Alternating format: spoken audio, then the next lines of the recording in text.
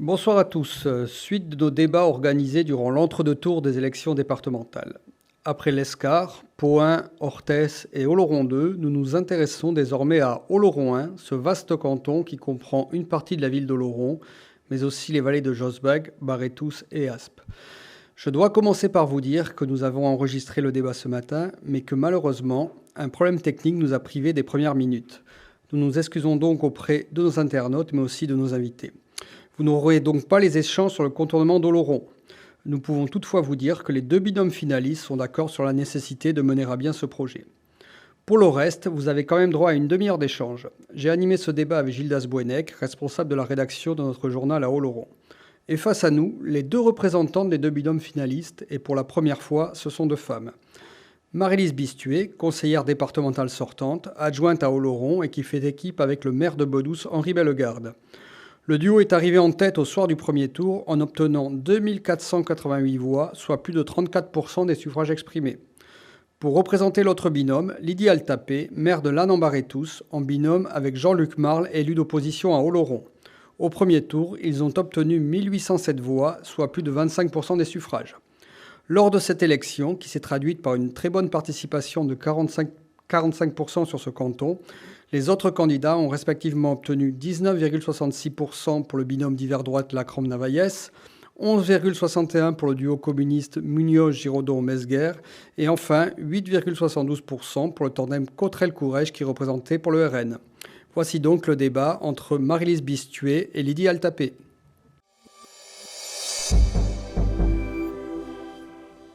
Qu'est-ce qu'on peut faire quand on est élu départemental pour essayer de retenir des médecins, par exemple? Il faut rendre attractif notre territoire et on sait très bien aussi que les médecins ne fonctionnent plus de la même manière.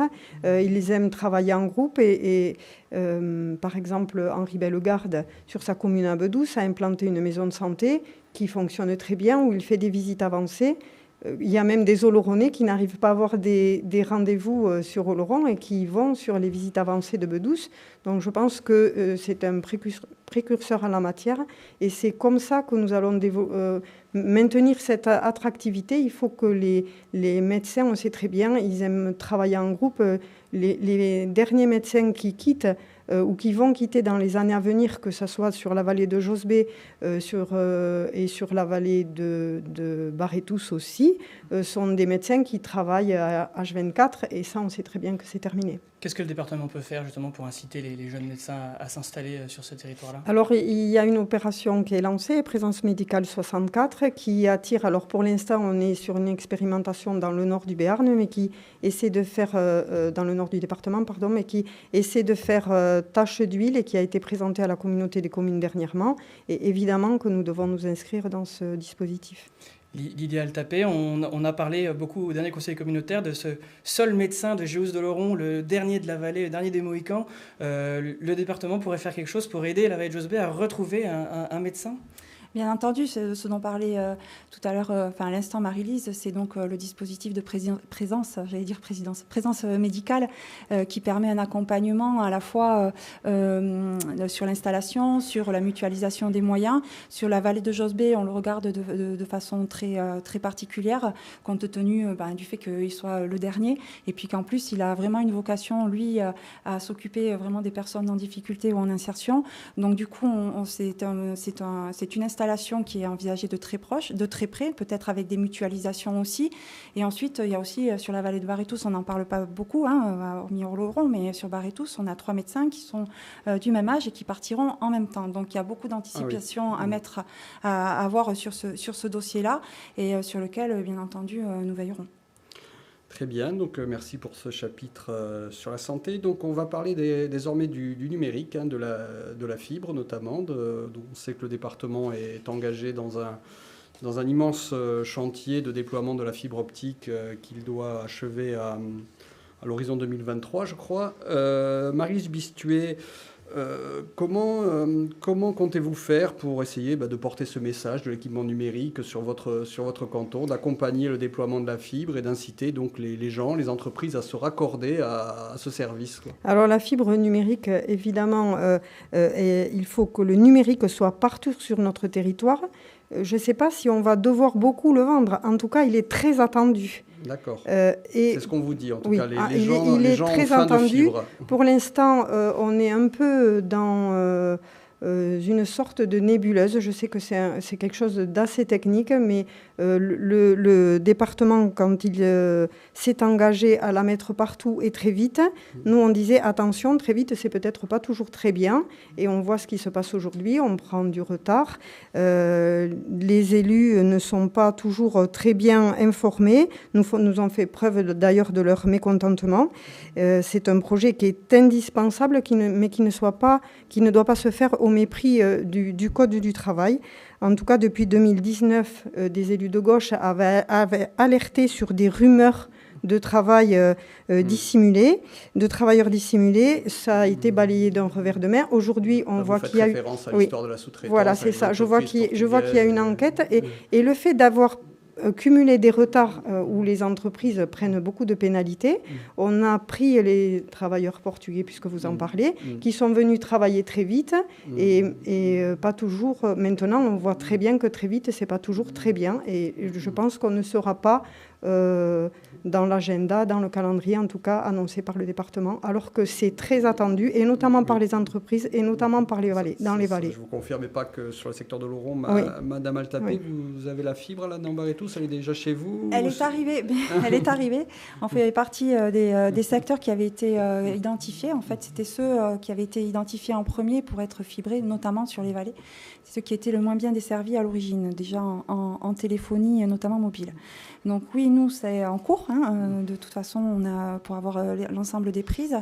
Alors sur le déploiement, n'oublions pas que c'est un chantier d'envergure, que c'est un chantier qui équivaut, c'était le chantier du siècle, qui équivaut un peu à l'électrification à l'époque, puisqu'il faut aller au foyer. C'est parce qu'on le savait qu'on avait averti, attention, ça ne peut pas laisser. Il n'empêche que les faits ont démontré aussi qu'il y a eu des retards de prix.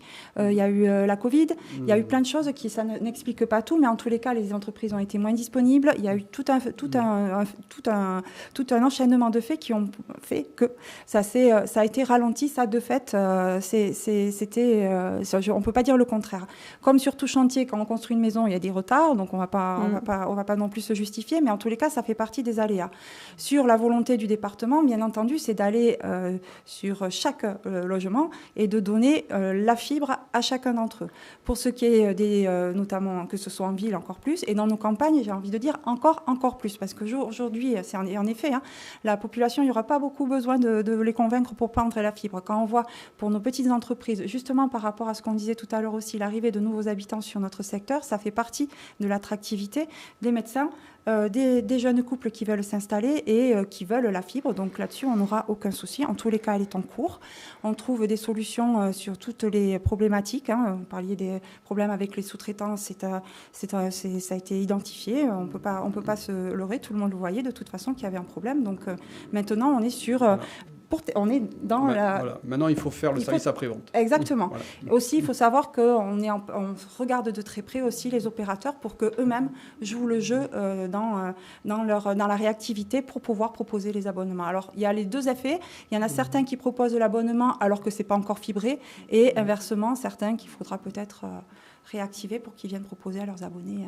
C'est la loi du marché. C'est la loi du marché. Bon. Maryse Bistuet, vous avez quelque chose à rajouter sur le domaine de la fibre? On s'est tout dit. On va passer à l'agriculture. Comment ne pas parler d'agriculture dans un territoire comme Oloron? On va commencer par vous, Maryse Bistuet. Vous mettez l'accent sur le soutien aux productions locales dans votre programme, sur l'accessibilité aux circuits courts. Comment est-ce que le département peut soutenir ces deux thématiques? Alors aujourd'hui, on voit qu'on ne peut plus faire sans. La crise du Covid même a mis ces dispositifs en marche forcée, puisque nous avons tous été très contents de pouvoir continuer à nous nourrir grâce aux circuits courts pendant cette crise.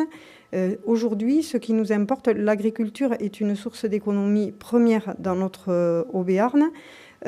Aujourd'hui, ce qu'il faut, c'est mettre en réseau, faire en sorte que les producteurs puissent vendre de manière plus simple en créant certainement des plateformes pour la restauration collective, qu'elle soit en EHPAD, qu'elle soit scolaire. On en parle beaucoup à Oloron. On ne travaille pas assez avec les produits très riches et en variété et en qualité sur notre territoire.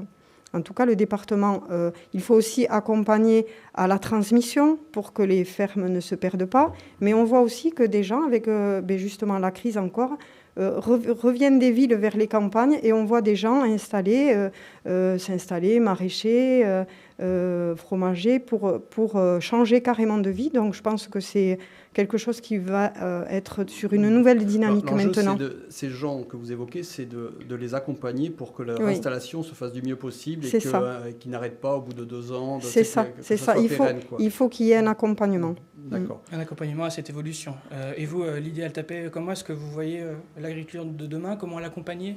Alors l'accompagnement se fait déjà notamment auprès des jeunes agriculteurs, avec les AJA, les aides aux jeunes agriculteurs. C'est 400-500 jeunes agriculteurs qui ont été aidés par le département. Sur les circuits courts, bien entendu, on s'est rendu compte avec la Covid qu'on revenait un petit peu sur des réflexes qu'on avait autrefois avec nos grands-mères quand on allait faire le marché. C'est quelque chose qui avait été initié quand même assez longtemps à l'avance, notamment avec le manger bio et local. Ça avait été initié en 2010. Pour pouvoir mettre en place quelque chose qui s'est révélé aujourd'hui être un phénomène, donc de rapidité entre le producteur ou d'efficacité entre le producteur et le consommateur. Donc c'est aujourd'hui l'accompagnement qui se fait auprès de toutes les agricultures pour pouvoir produire des aliments de qualité. C'est aussi quelque chose, par rapport au marché bio et local, le département s'investit auprès des collèges et des maisons de retraite. Il y aurait peut-être quelque chose à faire sur des structures un peu plus petites en termes d'accompagnement, sur des petites écoles ou sur des petites crèches. On en a parlé à une réunion. Sur les écoles, c'est les municipalités. C'est les municipalités, mais il n'empêche que le département pourrait accompagner ou en tous les cas apporter l'ingénierie pour mettre en place ce dispositif. Dans ma commune, j'ai une école avec un cuisinier. On essaie d'acheter tout autour le boulanger à la boulangerie d'à côté, etc. Donc sur l'accompagnement de l'agriculture, c'est indispensable puisque c'est une boucle vertueuse. On mange bien, nos enfants vont bien, sont bien à l'école, et ensuite on peut faire travailler les parents qui, en plus de ça, s'ils ont la fibre, pourront vendre de façon dématérialisée, le click and collect, de façon à pouvoir en vivre même sans avoir d'énormes quantités. En tout cas, sur les crèches, les choses sont faites puisqu'elles sont labellisées manger bio et local sur la communauté de communes, les 3 sur la communauté de communes.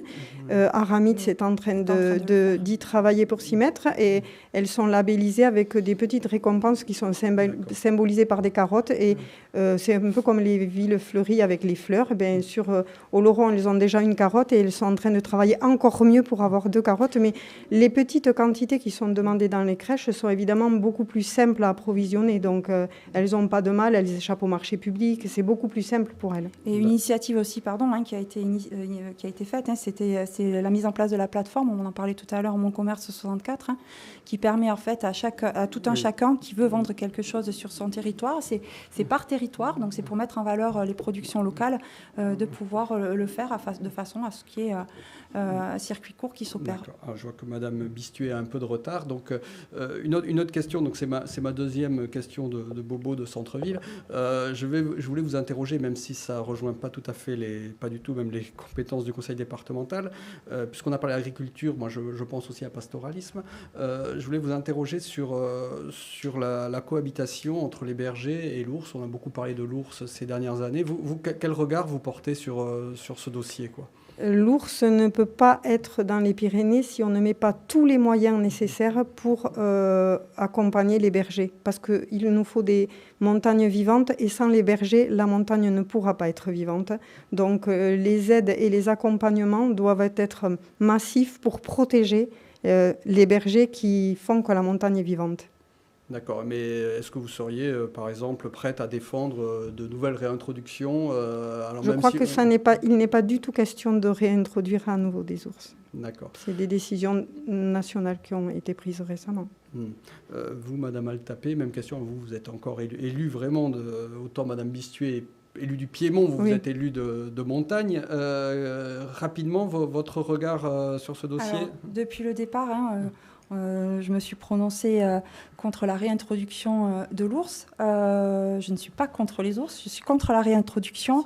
Le fait de vouloir mettre en place toujours des moyens supplémentaires, financiers supplémentaires pour permettre la cohabitation, ça me gêne quand même un petit peu.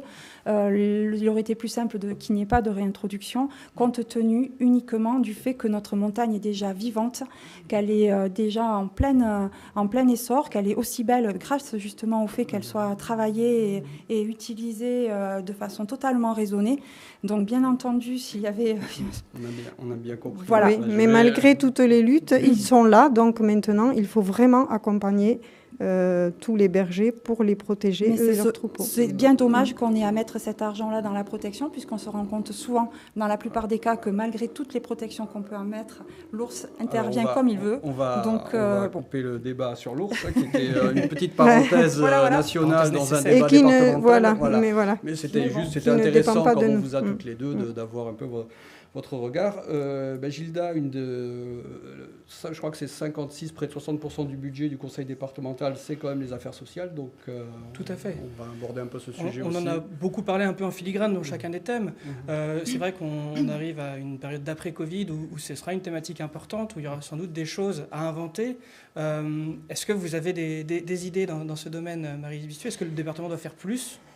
Bien sûr, le département doit faire plus, puisque c'est sa compétence prioritaire, qui part de tous les âges de la vie, depuis la petite enfance jusqu'aux âgés. Donc on voit bien que la crise du Covid dans les EHPAD a modifié beaucoup de choses. Il faut que nous anticipions sur l'aménagement des EHPAD.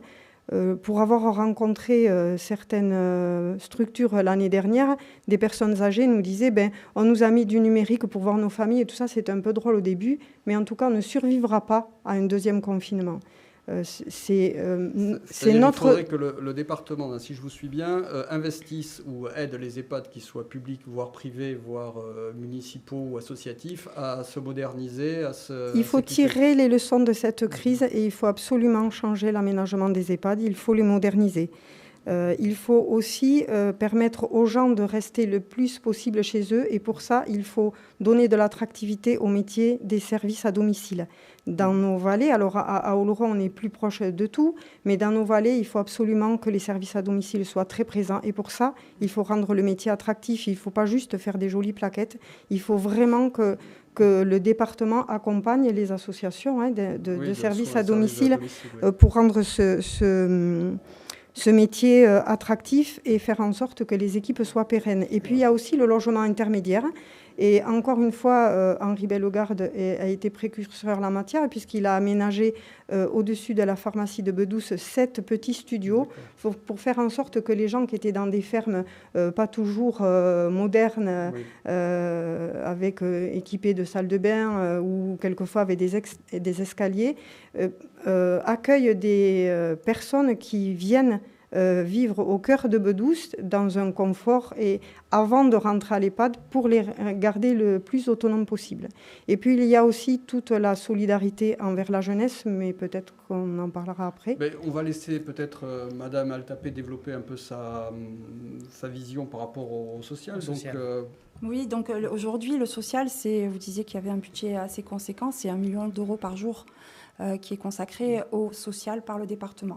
Donc ce sont des sommes très importantes qui sont indispensables puisqu'elles accompagnent chacun tout au long de la vie, de la petite enfance jusqu'en maison de retraite. Ce que nous souhaitons nous faire, c'est donc être dans l'accompagnement de la perte de l'autonomie, que ce soit de personnes âgées ou handicap. Qu'on poursuive vraiment cette dynamique-là par la création notamment d'une maison de l'autonomie qui permet en fait de fédérer l'ensemble des aidants. Un nouvel équipement. Ça serait, ou en tous les cas un réseau qui soit créé, un guichet qui soit vraiment créé, mais qui ne soit pas qu'à destination des professionnels, qui soit aussi à destination des aidants, comme on peut le voir aussi familiaux. On peut le voir aussi, c'est sur la même démarche que pour les relais d'assistantes maternelles. On se rend compte que en mutualisant, en se rencontrant, en partageant des expériences, les choses sont plus fluides et sont améliorées. Donc on est sur cette dynamique-là, bien sûr pour les EHPAD, mais aussi dans l'accompagnement à domicile. De façon, on se rend bien compte que nos personnes âgées, notamment ou handicapées, vivent mieux quand elles sont à la maison. Alors la problématique est différente selon que l'on est en ville ou en campagne, que la maison, quand on est à une maison, c'est bien plus facile de pouvoir la réaménager. Le département interviendrait ou intervient déjà sur cet accompagnement-là. Lydia Altapé, vous êtes un petit peu en avance. On va laisser Maryse Vistuet parler de la jeunesse, puisqu'elle en avait envie. Et moi, j'ai envie de savoir ce qu'elle... Alors, je voudrais rajouter par rapport à l'autonomie que je vois encore un nouveau dispositif qui va s'inscrire.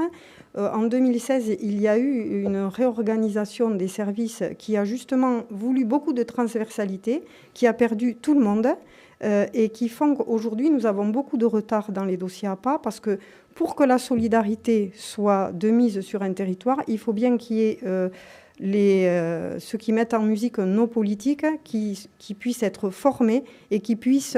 du conseil départemental, vous voulez dire. Pardon ? Oui, les services, voilà, c'est ça. Ouais. Et on voit la Chambre régionale des comptes qui a rendu son rapport au mois de décembre, a pointé des dysfonctionnements au niveau justement des services des solidarités, que ce soit pour les personnes âgées et surtout au niveau de la jeunesse, donc très bonne transition pour la jeunesse. Donc, en termes de solidarité pour la jeunesse, nous expérimenterons un revenu minimum dès leurs 18 ans.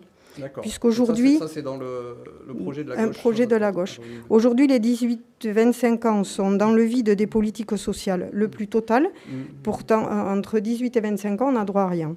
Donc, et pourtant, je vous arrête sur le revenu. Vous savez que d'autres départements ont voulu le faire, là, cette espèce de RSA jeune pour les moins de 25 ans, et qu'elles n'ont pas pu, que le gouvernement s'y opposait. Donc, c'est pas si simple à mettre en place. Mais je ne suis pas celle qui défendra les positions du gouvernement. Vous l'avez bien compris que nous étions dans un groupe de gauche. Je vous dis juste que, voilà. Et pourtant, le niveau de pauvreté est 2 fois plus important chez les jeunes que dans les autres tranches d'âge dans la moyenne nationale.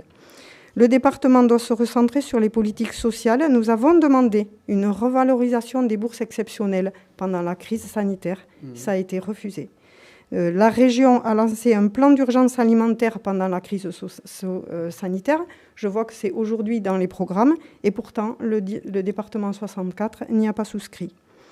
Je pense que la jeunesse vraiment mérite toute notre attention et nous devons vraiment, et alors au-delà des collégiens, parce que pour ce qui est des collèges aussi et de l'environnement des collèges, c'est quelque chose qu'il faut avoir, c'est une priorité. Alors le département le dit, la majorité du département le dit, mais aujourd'hui, je vois dans les faits que les collèges publics, par exemple, n'ont pas la priorité dont ils devraient. Il n'y a pas un projet de collège à Arrête en ce moment ? Alors, il y a un collège qui, je pense qu'on avait le collège le plus vieux du département, donc évidemment, c'était une nécessité et c'était attendu depuis très très longtemps. Mais au-delà du collège, les jeunes, on ne peut pas les considérer en fonction de leur emploi du temps. Les jeunes, c'est une manière, il faut les voir dans une manière globale.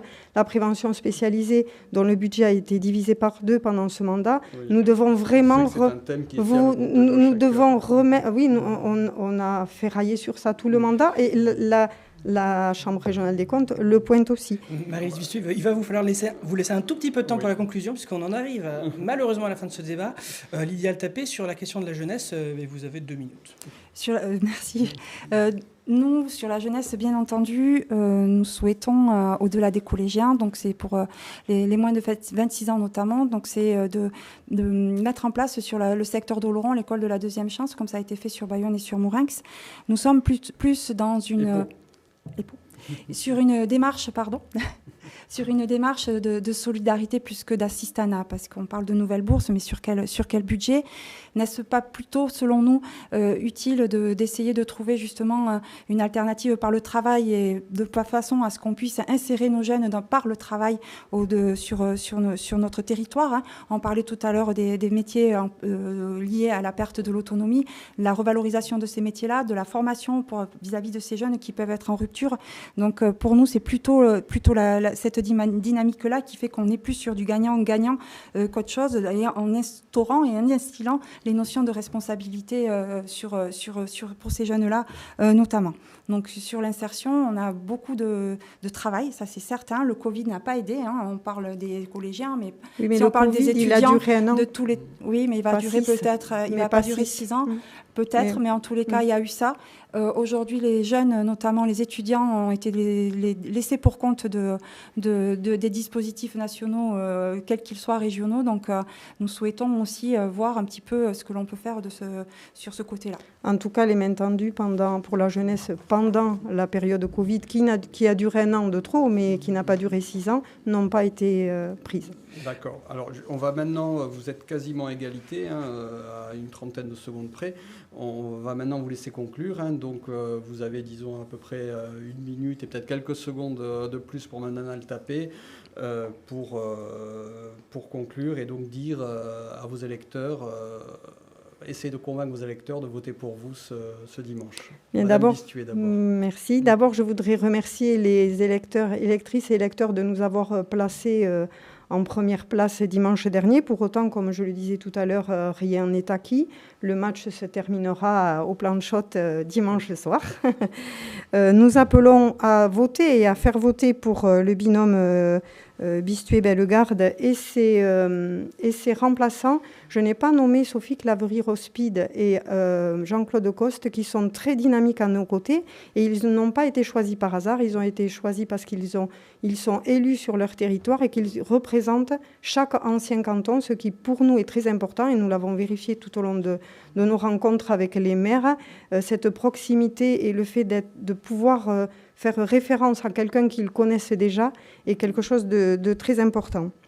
Nous avons présenté un projet réaliste et réalisable, loin de toute démagogie. On n'est pas revenu sur nos pas, on a continué dans ce que nous souhaitions et que nous avons déjà engagé. Nous avons fait la preuve de notre écoute et de notre proximité, de notre soutien sans faille. Et d'ailleurs, Lydia Altapé, maire de Lannes, disait qu'elle avait travaillé bien avec nous. Vous avez bien vu qu'on n'est pas à couteau tiré toutes les deux. Mais preuve est que nous sommes proches de tous les territoires, qu'ils soient habitants ou qu'ils soient élus dans les communes. Lydia Altapé, donc à vous aussi de conclure. Oui, merci. Donc nous avec Jean-Luc Marle, Patrick Monas et Françoise Assad, nous appelons les électeurs à se mobiliser bien sûr autour de nous, d'une équipe dynamique et qui connaît très bien son terrain de par nos expériences professionnelles ou déjà d'élus sur le terrain. Nous souhaitons, nous avons accepté l'engagement auprès de la majorité départementale pour que ce canton soit dans cette dynamique-là. Nous nous interrogerons de toute façon chaque fois sur toutes les actions qui seront menées, sur la pertinence des actions, de ces actions et sur chaque euro dépensé. Nous souhaitons insuffler une dynamique de gagnant-gagnant sur le territoire entre nous élus et les habitants et les élus, de façon à ce qu'on puisse échanger et partager des projets. On sera aux côtés de tous, hein, des aînés, des jeunes, des commerçants, pour qu'on puisse, des agriculteurs, des associations, pour qu'on puisse relancer et faire vivre notre canton qui est d'autant plus intéressant qu'il est riche en activités, en hommes et en passion, puisqu'on est tous passionnés par notre territoire. Merci beaucoup. Donc, merci à toutes les deux. Merci Madame Bistuet, merci Madame Altapé d'être venue pour présenter vos arguments. Merci pour ce débat de très très bonne facture. Vous avez pu développer vos visions, vos dossiers, vos priorités. Et un débat qui confirme ce qu'à titre personnel je pensais déjà, c'est-à-dire qu'il faudrait un peu plus de femmes en politique. Merci Gilda d'être venue aussi pour animer ce débat avec moi. Vous retrouverez donc une synthèse écrite dans l'édition de La République et de l'Éclair ce jeudi dans le journal. Et puis donc, bonne chance à vous deux pour l'élection de dimanche soir, et bonne chance à toi Gilda pour la fin de campagne. Ça devrait aller. Rentre bien à Oloron, sois prudent, on a besoin de toi dimanche. Merci beaucoup d'avoir organisé ce débat, parce que ce sont des moments qui nous ont beaucoup manqué pendant une campagne aussi en période de Covid et très particulière. Et merci de nous avoir sollicités en tant que femmes. Merci beaucoup.